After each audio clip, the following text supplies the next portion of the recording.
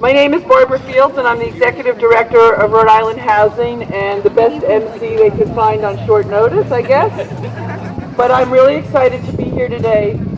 There's someone who isn't here today, but I would call this a Frank Shea kind of day, for those who know, because when I was running lists, every year we would have an event, and Frank would go, it's going to be October 15th, it's going to be October 30th, it's going to be November 10th, it's going to be November 17th. And I was like, are you crazy? Do you have a tent? And he goes, no. And it was always beautiful weather. So I think the sun shines on Olneyville.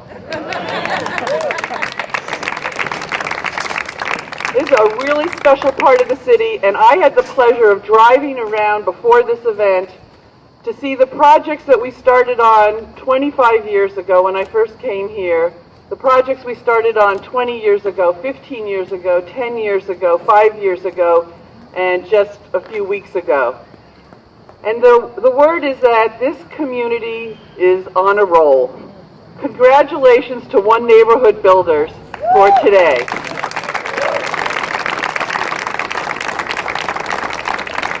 And best of all, I saw the children from the debate school crossing Manton Ave. They were adorable, holding hands. And they were making their way down to a park that didn't exist 15 years ago, right, Lisa?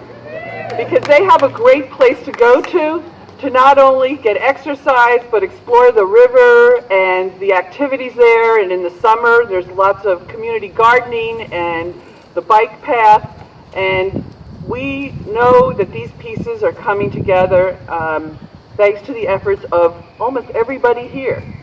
So I am very thrilled to be here. I'm thrilled that the mayor is here because he continues to join us in this effort. We're joined by 3 council people, I believe. Council President Aponte, Councilwoman Matos, who is ever present in Olneyville, and Councilman Correia. I hope I didn't miss any council people, but thank you. Also, our dear friend Captain Isabella from the police department. Did I get that right? I always get the rank wrong, but you started here as the community police officer, and you're known not only to the people here, but to the many businesses that are throughout this community. And of course, my colleagues at LISC, Jeannie Cola and Tony Lyons, you keep delivering over and over again. Thank you for that and for your leadership on that. And we'll hear later from one of the tenants here who rents from One Neighborhood Builders on why this day is so special. So what's Rhode Island Housing's role? Our role is to make investments that build homes, create jobs, and improve the quality of life for neighborhood residents. Because we know that in Rhode Island, the cost of housing is just too high for what people earn, and it leaves too many of our residents burdened by the housing costs. And what we're celebrating here today is another step forward in meeting that need. If we want to grow the local businesses, attract new businesses to the state, we just need to do more, and this is just part of it. And those of you here know that, whether you're from United Way, I see some friends, and Rhode Island Foundation, you play a part in philanthropy, we have the business community, the banks, we have the government, but it really hits the ground here with the nonprofits, with the residents, doing the work that you do every day.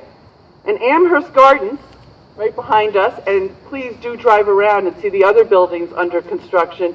It's a great example of what happens when we work together. We are coming back from the depths of 08 and 09 when so many buildings were boarded up. Too many signs said lead missing and gone.